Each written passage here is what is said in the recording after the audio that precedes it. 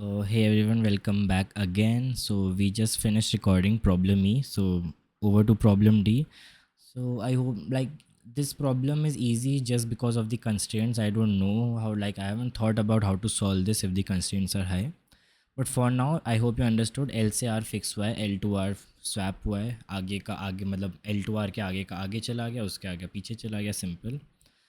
First thing to remember in such questions is if lexicographically maximum में अगर minimum आता है कभी भी get the lexier of minimum blindly target to get one. अगर permutation दिया यूजुअली लेक्सियोग्राफिकल और परम्यूटेशन मतलब एक साथ ही आते हैं.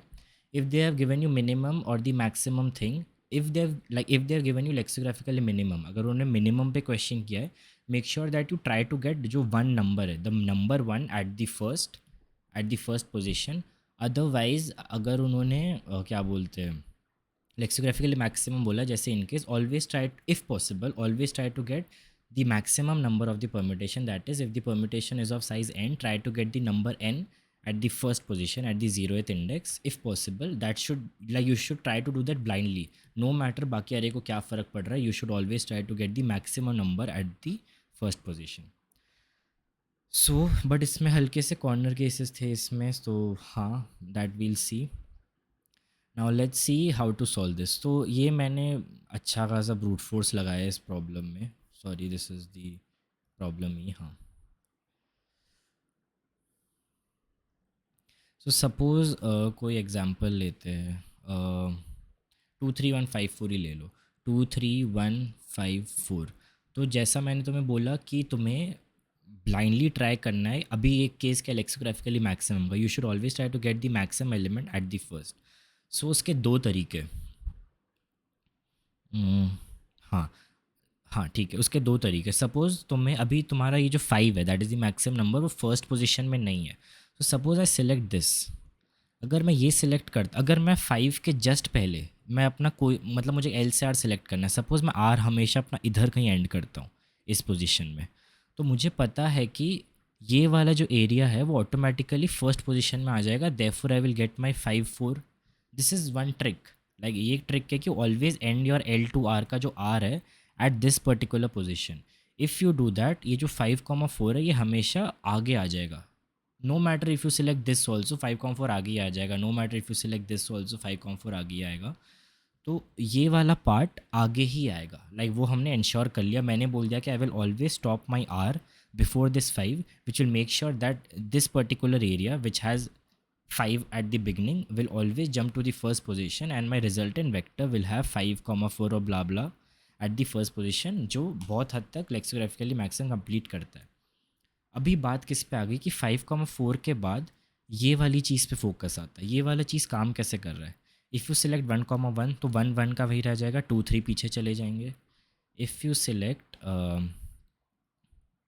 1 3 तो ये क्या हो जाएगा, स्वैप हो जाएगा. तो 1 3 एंड 2 पीछे चला जाएगा. तो 2 पीछे चला जाएगा. And the final thing, what if you select यहाँ तक, तो पूरी चीज़ स्वैप हो जाएगी. 5 4 आगे चले जाएगा. 1 3 2 you will get again. So these are the possible vectors which will be coming after 5, क्योंकि 5 4 तो आगे फिक्स हो गया.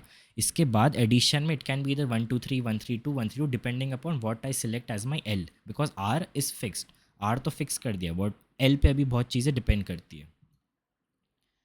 ठीक है, अभी मैंने क्या किया है, मैंने इस सारे वेक्टर्स को स्टोर कर दिया क्योंकि कंस्ट्रेंट्स बहुत कम थे. Don't try to get an optimal solution if the constraints are very लो.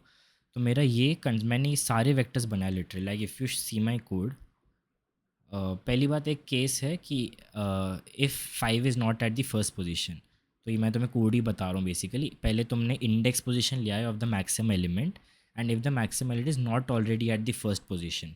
ठीक है, ये कॉर्नर केस था सिंपल सा.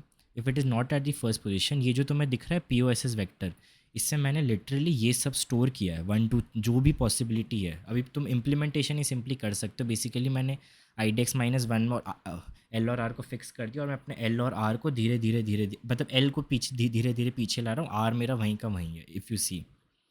और मैं smartly if you see R L को ARRI में डाल रहा हूँ, देन 0 to L को ARRI में डाल रहा हूँ. मैंने सिंपल, कुछ खास नहीं करना है तुम्हें इसमें. फिर तुम POSS में उसको डाल दो and then reverse sort it.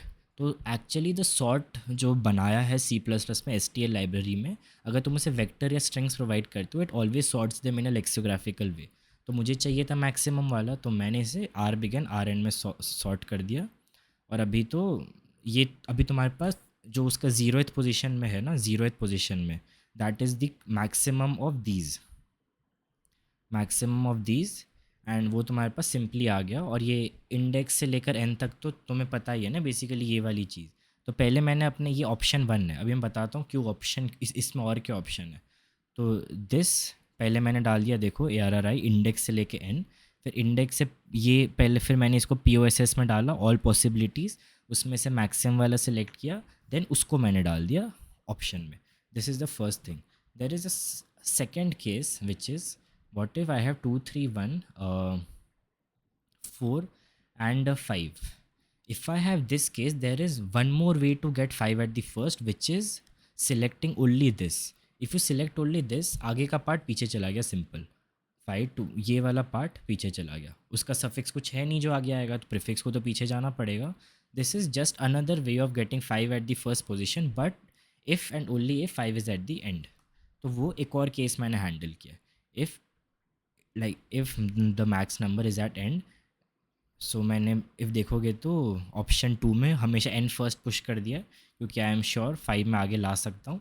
And starting से लेके एन माइनस वन तक के एलिमेंट वापस डाल दिए। देन आई कंपेयर क्या बड़ा है, ऑप्शन टू बड़ा है ऑप्शन बड़ा, अगर ऑप्शन टू बड़ा है तो उसे प्रिंट कर दो, नहीं तो इन दी एंड ऑप्शन प्रिंट हो ही रहा है। Second case nothing tough, what A 5 is at the and, मतलब 5 is at the first, it is already at the first position. एक बार मैं मिटा देता हूँ। What if 5 is already at the first position? Something like this. What if 5 is already at the first position, but you have to do exactly one move, correct? एक move तो करना ही पड़ेगा। तो अभी कीप योर टारगेट एज 4, मत ज़्यादा complicate नहीं करने का। यहाँ पे तुमने सब कुछ किया था, क्योंकि I D x was the index of the maximum number. Now maximum number is already like it is already eight the first position, तो मैं वापस एक मूव करना है। So just make sure that your index is actually pointing to the second big number, second maximum number, और फिर same process repeat कर दो। तुम देखोगे तो लिटरली सेम कोड है जो मैंने ऊपर लिखा है, क्योंकि कुछ फ़र्क नहीं पड़ा। अभी तुम्हारा टारगेट, पहले तुम क्या फोकस करे करे थे, मुझे 5 को आगे लाना है, अभी तुम ये फोकस करे करोगे तो मैं 4 को आगे लाना है। Nothing changes, right? The implementation, like मैं चाहता तो इसे एक फंक्शनल कोड में लिख सकता था, बट कुछ नीड नहीं था। बस छोटी छोटी चीज़ चेंज हुई है, जैसे तुमने यहाँ पे ऑप्शन टू में पुश बैक एन कर दिया था, यहाँ पे ऑप्शन टू में push back N minus one कर दिया। ये तो मैं समझ गया क्या है, राइट? एक कॉर्नर केस, जब दैट जो एलिमेंट हम आगे लाने का एम कर रहे, that is at the last position, and then simply printed. तो कुछ खास नहीं है, सिम नॉर्मल ब्रूट फोर्स करो, क्योंकि कंस्ट्रेंट्स काफ़ी कम है।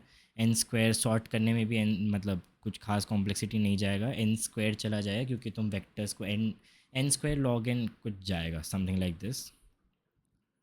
सो that was problem D, implementation basis था।